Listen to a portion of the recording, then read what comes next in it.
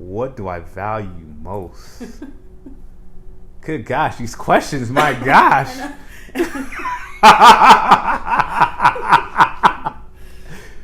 Get into my introspective right now, man. Get into it. What do I value most? Oh my gosh. Wow.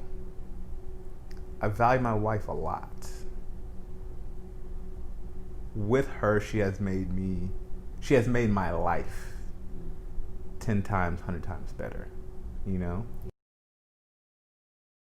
It's like there's ups and downs in your career, there's ups and downs in your financial situations, ups and downs, but like joy kind of isn't movable. So me, I value, having that joy in my life no matter what the circumstance is. I also value, I'm learning that like a lot of things are kind of fleeting. As like in my 20s, I still take things for granted. In my 20s, like I definitely, in teenage years and 20s, take things for granted. And I think that as I'm getting older, I'm starting to realize like, dang, one day I'm not going to be here, you know what I'm saying? So like I'm starting to value time a little bit more and it took me a little while, but to realize like the other things that I put so much more time and energy in kind of don't matter.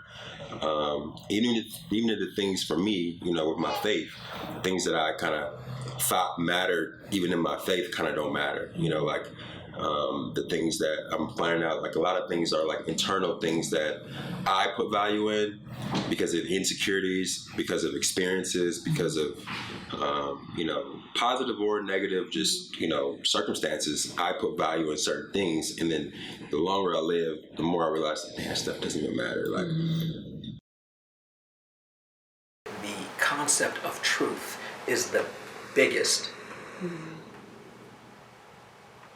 concept, the biggest idea. It's bigger than God to me, because within truth is whether or not God exists. What matters most to me is the truth. That does not mean I always tell the truth. But I think it's important to at least approach any situation from a perspective of acknowledging the truth. What do I value the most?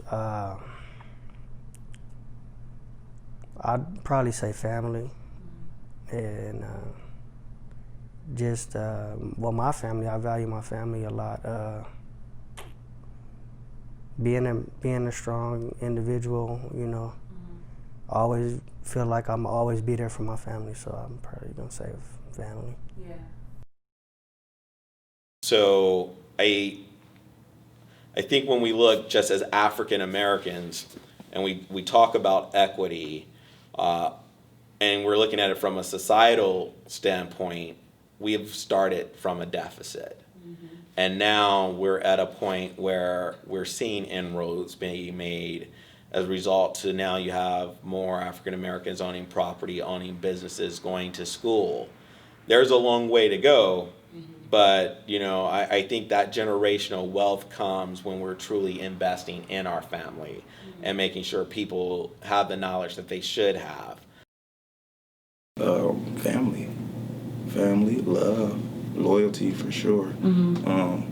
And I guess that's all in one thing, really, realistically. But so really it would be loyalty, really, because not even family, it's loyalty. Like if you're not loyal to me, then if we can't be loyal and we can't be genuine with each other, then it's what is it really? Yeah. You know what I mean? Even with me saying family, there's some family that aren't loyal. You know what I mean? So that's why I had to kind of retract on that as loyalty. Because if I really love you, I'm loyal to you. Yeah. Period. So the loyalty comes, I would say, before the love.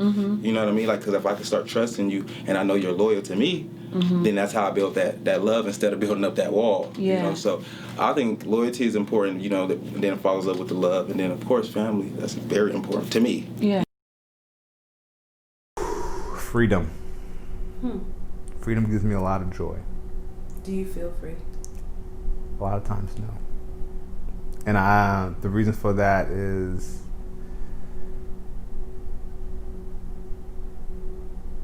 still working for the man,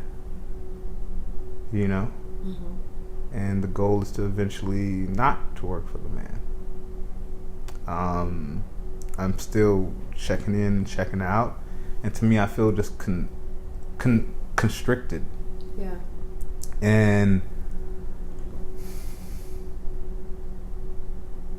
it's kind of like on my days off, I feel like the world is mine. The world's my oyster. Mm-hmm. I get to work on the other things I want to work on. Yeah. Do the other things that I want to do. You know, I get to explore the different topics that I want to explore, and not have to do something. I do. I do. I feel like I feel free and I feel blessed to be able to come to, even though like my job doesn't pay the most, you know, like I think about that all the time, but I definitely feel honored and blessed and kind of privileged to be able to go to work and look forward to multiple aspects of what I do.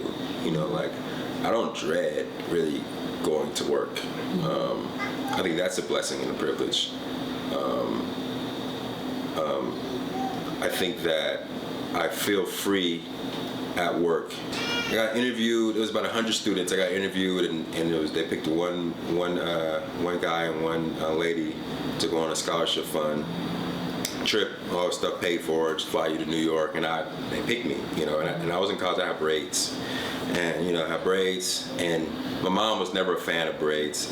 She let me grow my hair out like my senior year, but like she was never a fan of it. But I had hair for 4 or 5 years, so they picked me, and lady, I never forget, the lady was like, "We picked you. We're excited about you. One condition: you cannot go unless you cut your hair off." And she was like, "Yeah, you have to cut your hair." And then that was the first time to where I felt like, man, now my hair and perception of what braids, I guess, in a black man and what that looks like, even from other black people, it's a problem, because I was at an HBCU, and that was like a black college like scholarship fund, you know. So it wasn't even like someone else was telling me, you know, you had to cut your hair. It was just like, you know, braids on a young black man was not acceptable, you know, if you are an educated black man.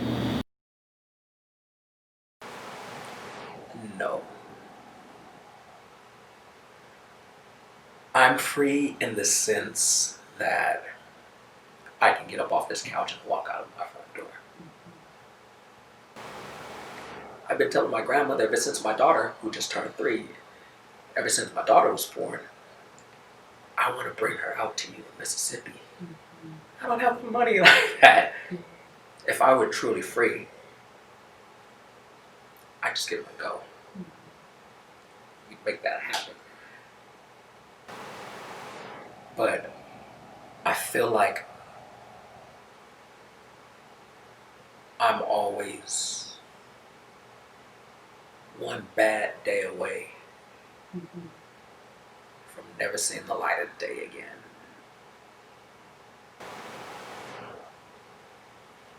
I know people who feel so hopeless.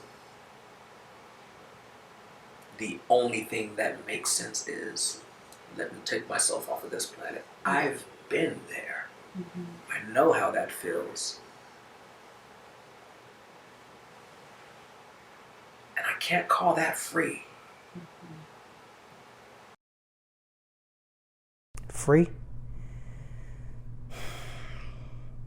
Nah, it's free would be like coming to America. He's free. Me, nah. I gotta work hard. I gotta, every step has to be calculated to make sure you make it home.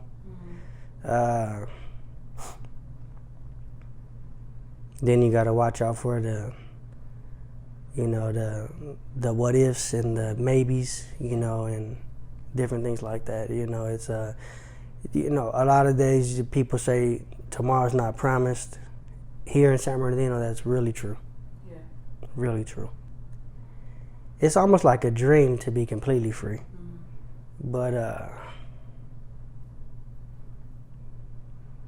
I think when I feel free the most is probably when I was at school, going for that AA or going for that certification and reading and studying. And I remember I used to have to pay a couple $100 or $100 and something to take a test. And I was so happy to be able to do that because I knew I was going to pass. I think that probably would have been a sense of freedom because I studied, hard. I got the stuff to study. I studied them. They quizzed us on what we got, and knowing I knew what was on the test, or knowing I knew that I was gonna probably pretty much pass, if I put my two feet down and went for that and worked for it. I feel free when I did something like that. I feel free.